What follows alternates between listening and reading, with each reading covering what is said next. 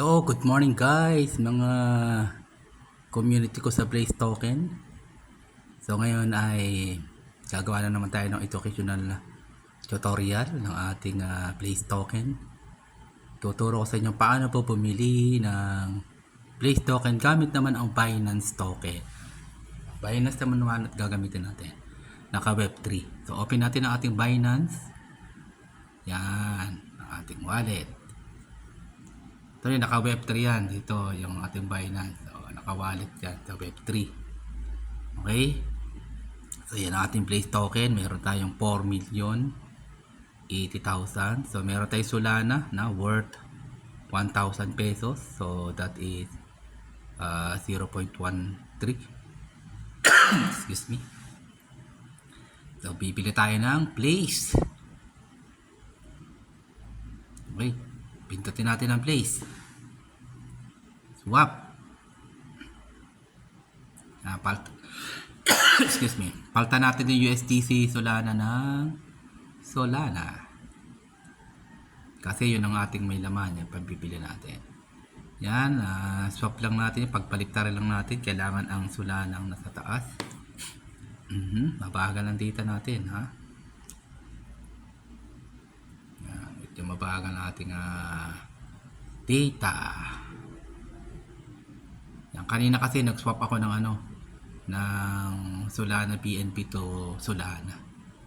Salamat kay Kuya Henry at nabigyan tayo ng panggaspi na PNP. Ayan, naswap natin. Yan. Pagpalitin lang natin yan. Yan. Nasa taas ng Solana. Bibilit kasi tayo magdadagdag tayong Solana. Hop.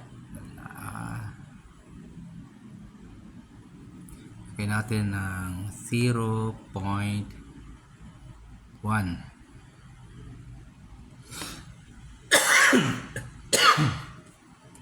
Yan, 800. Nagtira tayo ng 200 para mamayang gabi. Kasi araw-araw tayo may DCA tuwing gabi, 9:30 ng gabi. Lahat ng community ng Blaze Token ay merong DCA, no? Sabay-sabay kaming pumipili. Kaya any amount, pwede 100, 50, 200, bahala kayo kung anong gusto, magkano gusto nyo. So magtitira lang tayo ng 200 para mamayang gabi 9:30. Sabay-sabay tayo mga kasama. Okay, so madadagdagan ako ng 110,000. O, diba? Hindi na masama. Magpiso lang isa niyan, may 110,000 tayo. Mag 50 centavos ng isa, meron tayong 50,000. Magkano ang kapital? 800. O, diba? Ganyan lang ang kalakaran dyan. At may future tayo dito. Darating ang time na hindi lang piso, no? 5 piso, 10 piso, or $1 ang value niyan. No? Kasi lahat ng crypto token ay nagkaroon ng future, no? Kagaya ng Bitcoin, BNB, no, Ethereum, no, TRX, etc. Lahat nila nagkaroon ng future, no, makalipas ng mga ilang taon. So tayo nag-uumpisa pa lang, no? Mag-isang buwan pa lang tayo dito mga kasama. No, nag-umpisa ang ating Blaze Token na launch noong December 8. Kaya sa darating na January 8, 1 month na siya. Okay? So, bilhin na natin. Swap na natin. Ayan na. 800. Papasok yung madadagdagan ng token natin. Yan lang. Ipon lang ng ipon habang mura pa. Nako, wala pa nga ito 1 centavo sa peso eh. Yan na. Ano na kabilis. Pasok na. Yan.